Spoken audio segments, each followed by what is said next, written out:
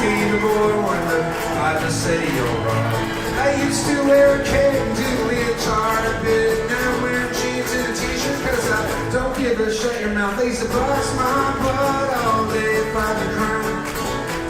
Now I'm rocking the PDX when I sing my rhyme. I can turn this whole damn crowd to a crazy old run. Cause I'm Batman.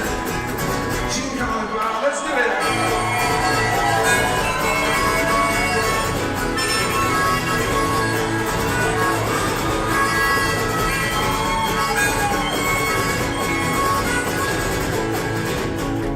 Tell you all the story that once happened to me. Me and little Robin, we were cruising down the street in the Batmobile. When the lights turned low, 6-pack on ice. So we were drunk as shit, just driving around like we didn't give a fuck.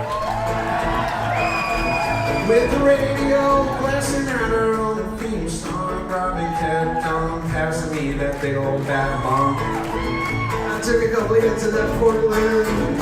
I don't even know what it's called up there. I'm gonna try to make up something. I took a big hit, and the next thing that I know, there was a Portland police officer pulling us over to the side of the road. He said, "Hey, what's your name, boy? You look like a damn slob." I said, "I'm Batman, officer, but hey, you can call me Bob."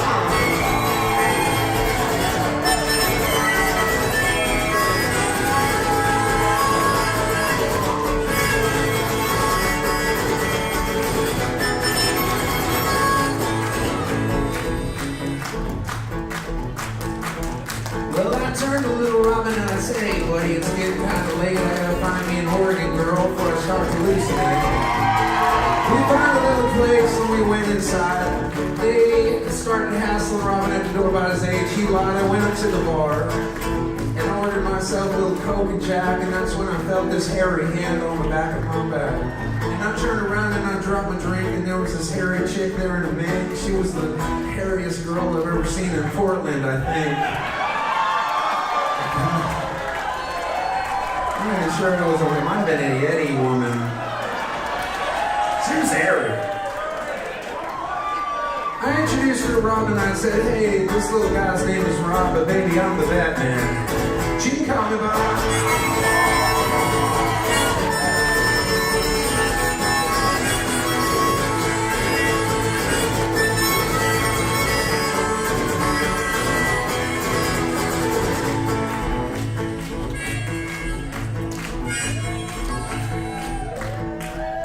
I threw in a little extra harmonica for all the harmonica heads in the house. So, I like to please, what can I say? Sometimes you just can't get, sometimes just a little more harmonica is what you need. I don't want anybody going home, "Man, that was a good show, but goddamn it, I could use just a smidge more."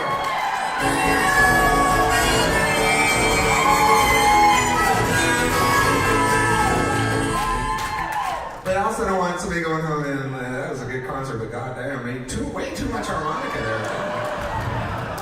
I have to take a shit, man. That was a lot of harmonica. I mean, pull over. I don't want to make it to like a ooh. There's a thin line there.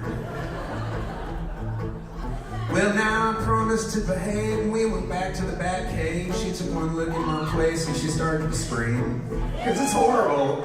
It's a horrible place to live.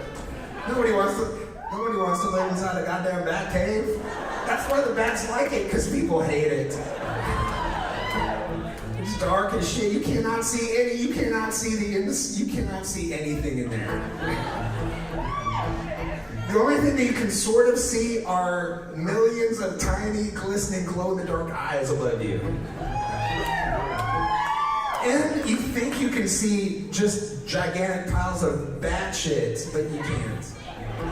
But it's so strong, the odor is so strong, you feel like you can't see it. It's an illusion.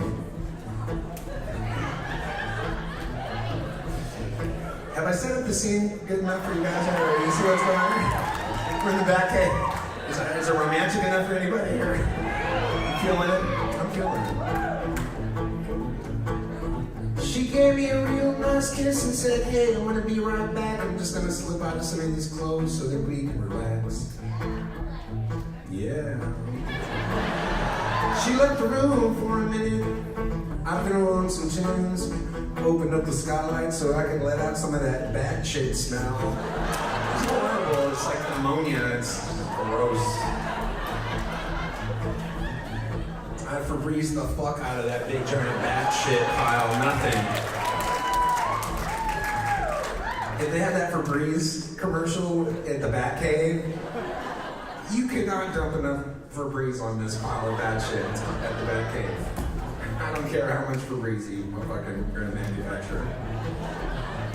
They would still be like, good God, this is horrifying. That's why you've never seen one of those commercials. They've tried to, I had them in my Bat Cave filming.